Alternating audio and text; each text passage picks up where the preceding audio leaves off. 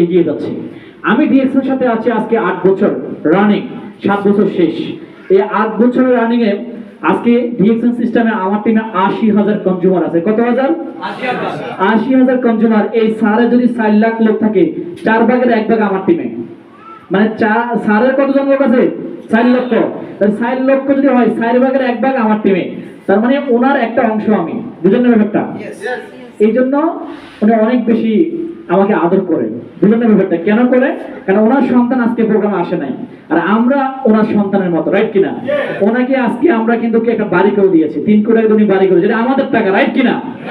আমরা বিজনেস করি, আমরা প্রোডাক্ট খাই, আমরা বিজনেস অ্যাক্টিভিটিস করি, তার বিনিময়ে উনি কিন্তু কি ইনকাম পায়, পাই কিনা?